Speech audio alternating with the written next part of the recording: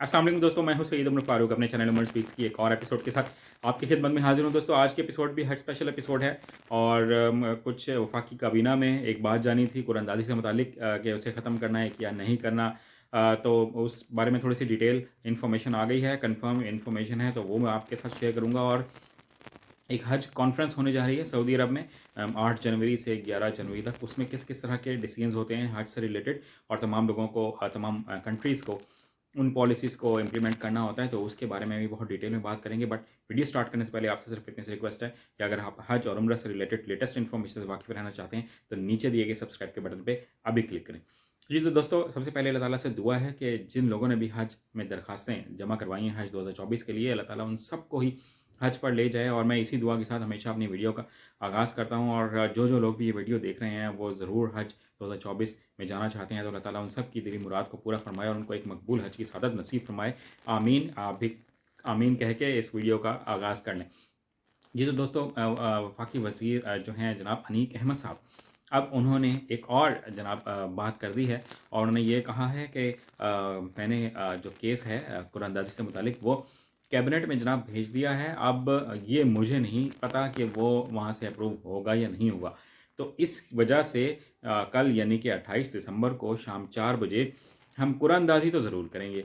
अब कुरानंदाज़ी ज़रूर होगी, उसके बाद जो 6000 से ज़ायद एप्लीकेशंस आई हुई हैं जो एक्स्ट्रा हैं, यानी कि जो एक्स्ट्रा एप्लीकेशंस हैं वो हम फिर उन लोगों के पैसे वापस कर देंगे, उन लोगों को जिनकी एप्लीकेशंस रिजेक्ट हो जाएंगी या जिनका नाम कुरानंदाज़ी में नहीं आएगा। लेकिन क्योंकि मैंने ये केस कैबिनेट में भेजा हुआ है, अब मीटिंग कब होगी ये मुझे भी नहीं पता। और ये मेरे इख्तियारात से, मेरी पहुंच से, मेरी ताकत से, मेरी सकत से बाहर है कि मैं खुद से कोई फ़ैसला कर सकूं और मैं इसके बारे में कुछ मज़ीद बता सकूं। तो अगर कैबिनेट ने मंजूर कर दिया तो हम सब लोगों को हज पे ले जाएंगे।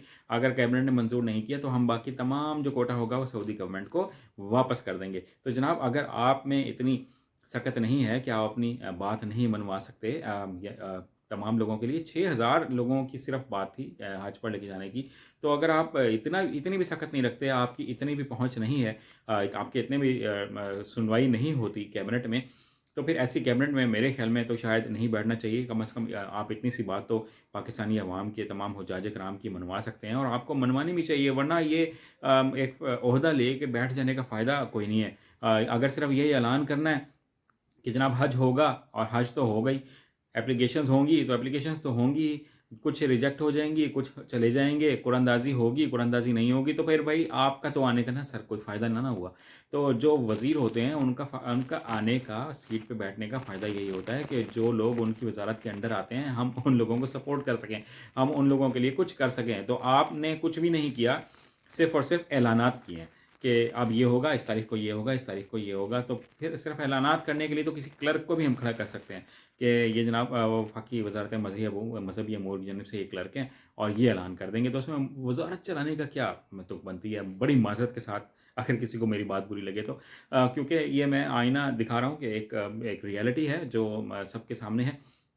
अब अगर मंजूर हो गई तो तुक्का, नहीं मंजूर हुई तो लोग नहीं जाएंगे। ज़्यादा से ज़्यादा क्या होगा, ज़्यादा से ज़्यादा लोग नहीं जाएंगे ना हज पे, बस यही होगा। उनके दिल टूट जाएंगे, उनका जो नुकसान होगा वो हो जाएगा, पैसे उनको वापस मिल जाएंगे, वो भी मिल ही जाएंगे। तो उनका वो मेरे ख्याल में उनकी नज़र में उस पैसे की वैल्यू कोई नहीं है, क्योंकि वो हज करना चाहते हैं। अब बात कर लेते हैं कि जो स्पॉन्सरशिप है उसकी 4000 कुछ एप्लीकेशंस आई हैं, तो वो कहते हैं जो बाकी बच जाएंगी वो भी हम वापस कर देंगे। तो वही कोटा ही कम करा लें अपना, वापस करने का क्या फ़ायदा है कि आप इतनी एप्लीकेशंस पहले ख़रीद लेते हैं, कोटा ले लेते हैं वहाँ से सऊदी हुकूमत से, फिर शर्मिंदगी के साथ हमें वापस करनी पड़ती हैं, भाई हमारे लोग हज पे नहीं जा रहे। तो बड़ी अजीब अजीब बातें हैं सर। और फिर मैं ज़रा हज कॉन्फ्रेंस की बात करूँ कि 8 जनवरी से 11 जनवरी तक हज कॉन्फ्रेंस होने जा रही है जनाब। और उसमें पूरी दुनिया के तमाम जो मुसलमान हैं, यानी कि जो कंट्रीज़ मुस्लिम हैं और वो कंट्रीज़ भी जहाँ से मुसलमान हज करने के लिए जाते हैं, उनके नुमाइंदे आएंगे और वो अपनी अपनी राय पेश करेंगे कि कहाँ कहाँ पर इम्प्रूवमेंट हो सकती है।